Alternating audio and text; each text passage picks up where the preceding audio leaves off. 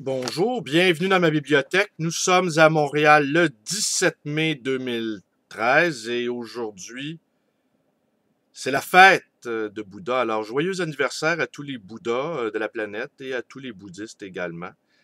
Mon nom est Bruno Lalonde et nous sommes donc dans ma bibliothèque, cette fameuse bibliothèque.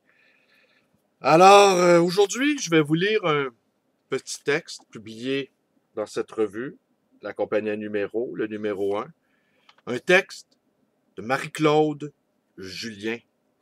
Mais avant, je voudrais commenter l'annonce de la candidature de Denis Coderre.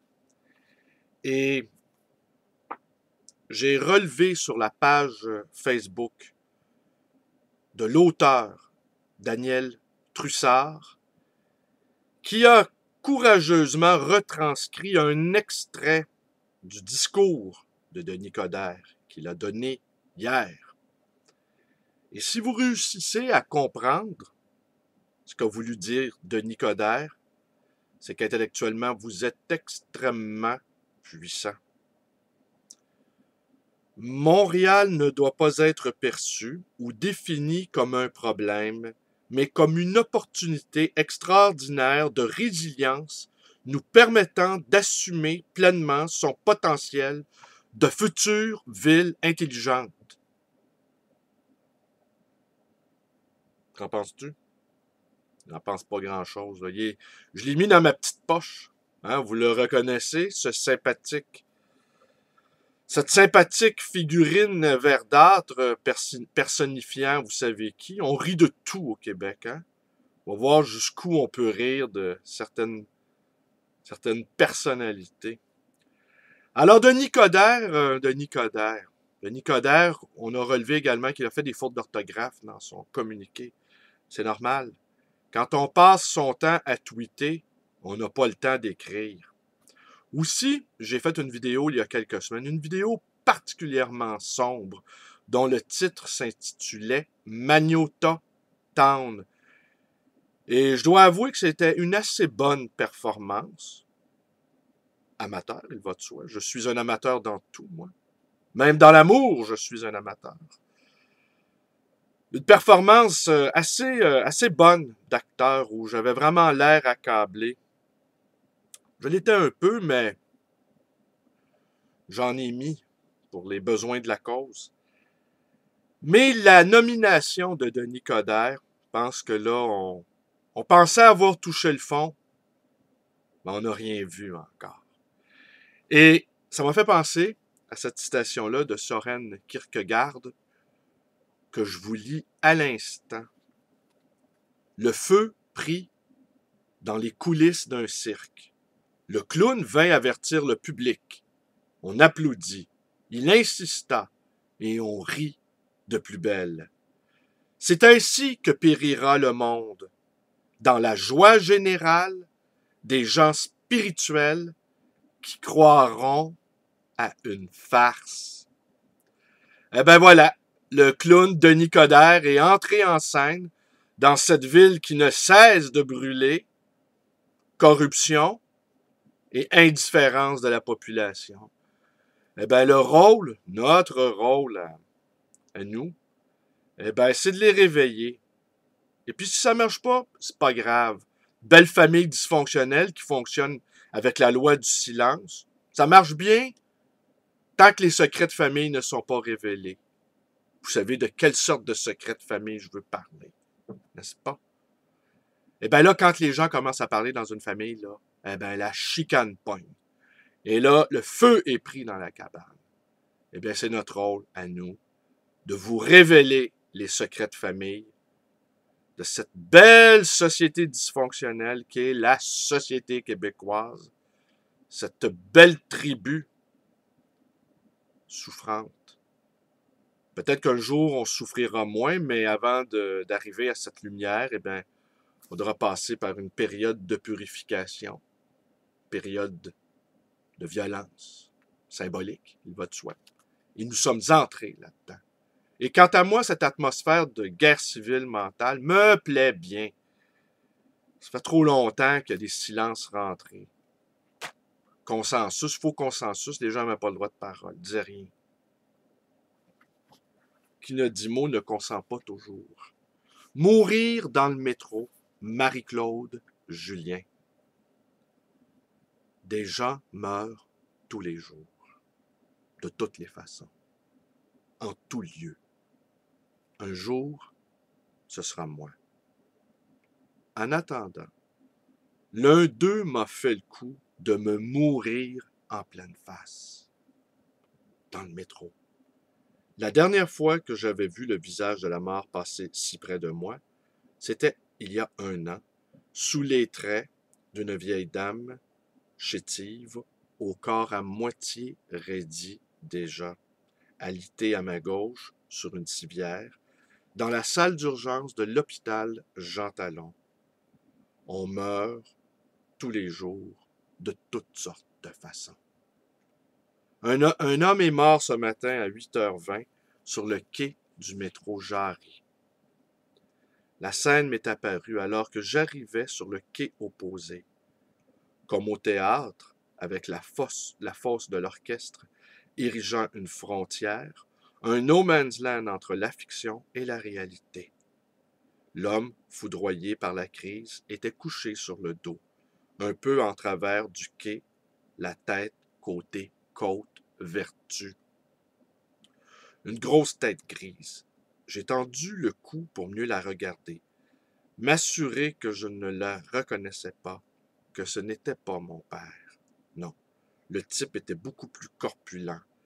Mais la mort défigure tant, on peut douter. Déjà, il avait le teint pierreux d'une statue. L'ambulancier, qui était accroupi à sa tête, le cogna involontairement de son genou, et au mouvement sec qu'elle effectua pour reprendre sa position initiale, on devinait la raideur cadavérique qui habitait déjà le corps. Il avait un gros ventre. Ce ne pouvait être mon père. Il reposait à demi dévêtu sur le carrelage sale et froid du quai du métro, dans l'humidité et le gros sel que les semelles apportaient de la rue. Son pantalon détaché dévoilait sans doute, aux passants, la lisière de son sous-vêtement. Ceux-ci frôlaient la scène de part et d'autre, sans trop regarder, pressés de s'éloigner, poursuivant, comme moi, leur course, comme lui, il y avait de cela qu'un instant. Or, tout le jour, la chaise de cet homme demeurait vide. Il était étrange de penser qu'on ignorait encore là-bas où il se rendait, comme là-bas d'où il venait, qu'il était parti de chez lui le matin pour quitter ce monde. Une jeune femme mince portant un manteau court rose se trouvait debout près de l'individu. Elle tenait en l'air devant elle un sac de sérum relié au bras de ce dernier par un tube. À part celui-là, aucun lien ne semblait exister entre eux. Du moins, c'était l'impression qui émanait de l'attitude posée, presque détachée, comme si tout allait se régler, qu'elle affichait. Les ambulanciers s'interrogèrent du regard, l'un continuant de pomper à coup sec le cœur de l'homme. Lorsque j'avais remarqué la scène en arrivant sur le quai, ses poussées me semblaient molles, sans conviction. Il devait y être depuis un moment déjà. J'avais aperçu, approchant à pied de la station, le camion jaune fluo d'urgence santé se détachant sur la lumière blanche de l'hiver, tout fort clignotant, stationné devant la porte du métro. L'ambulancier qui pompait s'arrêta et se redressa lentement, posant les mains sur ses cuisses dans une attitude de résignation. Son collègue se leva et s'approcha de la jeune femme. Ce qui m'avait d'abord paru calme chez elle ressemblait maintenant de la stupeur. Elle semblait pétrifiée. Aux paroles que prononçait l'homme, en lui retirant des mains le sac de sérum, elle réagit en effectuant vivement un tour sur elle-même, en penchant le tronc comme si elle recevait un coup dans le ventre. L'ombre d'une impuissance rageuse se profila dans ce mouvement exécuté avec la spontanéité d'un réflexe. Ce fut tout. Pas un cri, pas de bras lancés en l'air, ni d'abandon éploré sur le corps du moribond. D'où l'impression qu'elle lui était étrangère, du moins pas très familière, réagissant à la mort tout court, plus qu'à celle de ce quidam. La mort tout court, fini, plus rien, un matin à 8h20. Le train bondé arriva comme un rideau tiré sur la Seine. Des passagers débarquèrent en foule, pressés les uns contre les autres, se bousculant à peine, évoluant telle une masse compacte en direction de la sortie. Parvenu enfin dans le wagon, je cherchai des yeux, par la fenêtre, à reprendre le fil des événements. L'un des ambulanciers dépliait une couverture rose avec des gestes rapides, s'apprêtant à recouvrir le mort. Le métro m'emporta. Marie-Claude Julien, Mourir dans le métro, tiré du numéro 1 de la revue à numéro, la compagnie à numéro. Alors, je vous invite également à nous rendre visite pour célébrer la 7e parution de cette revue. Lancement qui aura lieu le 21 mai 2013 au bar Le Bistrot de Paris, sur la rue Saint-Denis, coin Mont-Royal, à partir de 17h. Et vous pouvez également joindre ma page Facebook. Vous pouvez vous abonner à ma chaîne. Vous pouvez me téléphoner dans le 514-736-0999. Peut-être est-ce mon nouvel assistant, le Schtroumpf vert du SPVM, qui répondra. Vous pouvez également me rendre visite à cette librairie d'occasion et d'anciens, le Livre Voyageur, dans le très beau quartier de Côte-des-Neiges à Montréal. Merci, bonne journée. Bye, ciao. Bye, ciao, bye, ciao.